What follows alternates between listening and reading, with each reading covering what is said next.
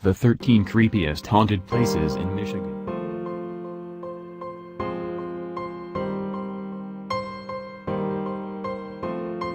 1. Perch Cheney Grayling. Some people don't consider Perch Cheney to be much more than a distant memory at this point, but there's much more than the few remains of Perch Cheney than meets the eye. It's amazing that a town as small as Perch Cheney was ravaged by so many diseases, but so many people in the town died that the numbers soon dwindled and the town was eventually abandoned and believed to be cursed. These days, nothing much remains in the town, but a strange moss grows everywhere, and a few ghosts and terrifying sounds have been experienced in the cemetery. Is the place really cursed? History may suggest so. 2. Michigan Belt Telephone Company Grand Rapids. One of the more notable of the abandoned buildings of Grand Rapids, the Michigan Belt Telephone Company has a surprisingly bloody history. Well, it's not the building itself that has a haunted history, but the ground itself. Apparently, long before the building was constructed, a woman was beaten to death by her husband with a wooden leg, and the husband then committed suicide in fear of the retribution. Not only did he kill himself, but he did it by slitting his throat with a razor blade. It's no wonder why people say that they can still hear the couple fighting in the hallways. Yikes. 3. Old City Orphanage, Marquette. Talk about a creepy story. The structure itself looks like something out of a horror movie, but once you learn the story you'll see exactly why people say it's haunted. The word on the street is that a young girl stayed out too long in the cold and caught pneumonia, eventually dying. To teach the other children about the error in her ways and foolishness, the nuns running the place hung her body up for everyone to view. As far-fetched as this may sound, there have been far too many reports of people hearing the crying of children coming from the building at night to ignore. 4. The Paulding Light. One of the most mystifying hauntings in America, the Paulding Light has been examined and investigated, but there's still no real, logical explanation for why the light randomly appears. Some say that the lights are from the spirits of those who built the railroad, while others say that it's the spirit of a Native American that continues to dance in the night. All you have to do is park and wait for the light to appear down the line. Many come to view this spot every year, and have even waited at the other end, but the light seemingly comes out of nowhere. 5. The Henderson Castle, Kalamazoo.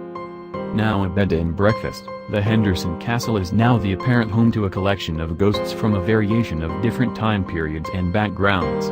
Everything from a little girl, to a Spanish-American War veteran, and even a dog, have been spotted around the castle, and they're not afraid to get hands-on with the guests.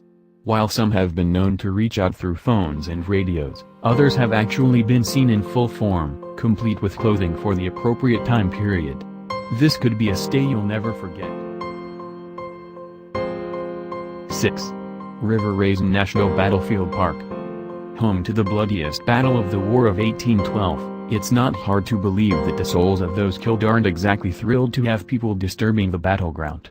Over 500 Americans died in this battle, which is probably why people can still hear agonizing cries of pain on quiet evenings. The real show, however, is when night sets in, and the orbs of those deceased can be moving quickly throughout the grounds and marshes around the park. War is hell, indeed. 7. The Masonic Temple, Detroit. Another prime example of incredible architecture, Detroit's Masonic Temple has been a hot spot for ghostly activities for decades now. If you ever feel like you are being watched, you're definitely going to be creeped out by the fact that many people who come through the doors walk through cold spots and feel like people are watching them the entire time inside. The building was the pride and joy of its builder, and it features hidden passageways and stairways all over the place. Unfortunately, the building became so elaborate that it sent him into bankruptcy. In his depression, he leapt from the top of the building. His ghost has been known to roam the halls from time to time. 8. Traverse City State Hospital. Where do we start in a place like this? Not only did this spot house the mentally unstable, but it was also host to many whom died from the likes of tuberculosis, polio, and typhoid fever. Those deaths have given the place the reputation of being extremely haunted, but the layout of the place only add to it. Home to creepy, dank underground tunnels and creepy, caged rooms, the Traverse City State Hospital is about as eerie as it gets. If that wasn't reason enough to suspect that something was weird about it, there's also an apparent gate to hell on the property where demons linger around. Sounds like a lot of nope. 9. Mission Point Resort, Mackinac Island. Even one of Michigan's most beautiful buildings has a few hauntings from time to time. It's believed that the ghost of a young, heartbroken man still haunts the place after he killed himself. While this is up for debate, it's not hard to believe that this would be the spot to bring someone you loved. Even if you don't get any thrills from here, the entire island is supposed to have a pretty bloody past, and the likes of Fort Mackinac have drawn in ghost hunters from all around the country. 10.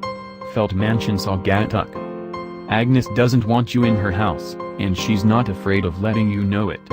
The house's former owner only lived there for a short time before she died, but the mansion was her pride and joy. Just like the ghosts of other places on this list, she gets frustrated from time to time and will slam doors, even the bigger ones, just because she feels like it. What sets her apart, though, is the fact that she likes to pick on certain people, and a few have heard whispers telling them to get out. Something tells us that you wouldn't have to tell them twice. 11. The Bruce Mansion, Brown City. Have you ever seen a more stereotypical haunted house in your entire life?